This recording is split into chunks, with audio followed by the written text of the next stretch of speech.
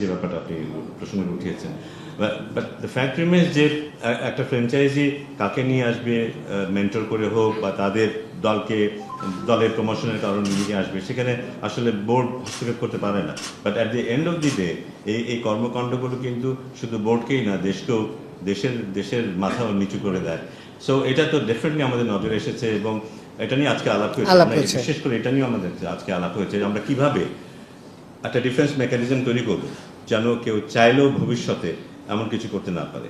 আমার ধারণা যে অন্য কোনো ফ্র্যাঞ্চাইজিতে এমন করতে হয় না, যারা যে দায়িত্বটা নেয় তারা মোটামুটি সেই দায়িত্বটা পালন করে। কিন্তু আমাদের মনে হয় নিয়মের বাইরে গিয়েও কিছু নিয়ম তৈরি করতে হবে আমাদের ভবিষ্যতে, যেন এই ধরনের কোনো কাজ কেউ করতে না পারে, যাতে ক্রিকেট ক্ষতিগ্রস্ত হোক বা তার চাইতে বড় কথা দেশের সম্মান ক্ষতিগ্রস্ত হোক। বলি it is very obvious that we have chosen the wrong franchises.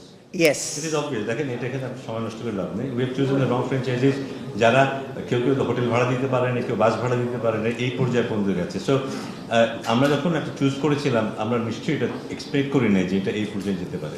আমরা জানতাম যে ইকোনমিক্যালি সবাই কিছুটা চাপের মধ্যে আছে, হয়তো একটু দেরি হতে পারে পেমেন্ট করতে, হয়তো আমরা গ্যারান্টি মানে যেভাবে রাখি সাধারণত সেভাবে রাখতে পারবো না বা একটু দেরি হবে। কিন্তু এটা যে এই পর্যায়ে পর্যন্ত যাবে বা এই সিচুয়েশনের মধ্যে পড়তে হবে, এটা কিন্তু আমরা স্বপ্ন ভাবিনি।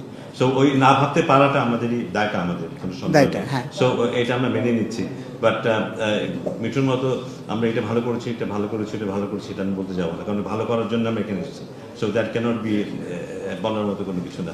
খারাপ যেটা হয়েছে সেটা যেন ভবিষ্যতে না হয় সেটা আমরা সচেতন থাকবো। এই ব্যাপারে একদম 100% অ্যাড্রেস করব। বেশ কিছুদিন আগে ওদের শেষ স্যালারিটা রেজ করার ব্যাপার হয়েছিল এবং এবারও আমরা কিছু স্যালারি রেজ করার প্রপোজ করেছি। বিশেষ করে আমরা টেস্ট ক্রিকেটারদের প্রোটেকশনের ব্যাপারটাকে প্রাধান্য দিয়েছি। যারা টেস্ট ক্রিকেট খেলে, বিশেষ করে শুধু টেস্ট ক্রিকেট খেলে, তাদেরকে প্রোটেক্ট করার জন্য তারা যেন সিকিউর ফিল করে, তারা যেন আরেকটা ফরম্যাটে যাওয়ার চেষ্টাটা কম করে। খুব স্বাভাবিকভাবেই যারা শুধু টেস্ট ক্রিকেট খেলে তারা অন্যদের তুলনায় যারা বেশি ফরম্যাটে খেলে তাদের তুলনায় তাদের আর্নিং কম হয়। সে কারণে ওদিকে যাবার একটা প্রবণতা চেষ্টা তাদের থাকে, যেটা অনেক সময় তাদের মূল ফরম্যাটকে ক্ষতিগ্রস্ত করে। তো সেটার কথা বিবেচনা করে বিশেষ করে টেস্ট ক্রিকেটার যারা, তাদের স্যালারিটার ব্যাপারটাকে আমরা বিশেষভাবে নজরে দিয়েছি। আমাদের হেড কোচের কন্ট্রাক্ট কিংবা সিনিয়র অ্যাসিস্ট্যান্ট কোচের কন্ট্রাক্ট মার্চ মাঝামাঝি পর্যন্তই করা ছিল। সেখানেও আমরা স্যাটিসফাইড যারা আমাদের সাথে এই মুহূর্তে আছে।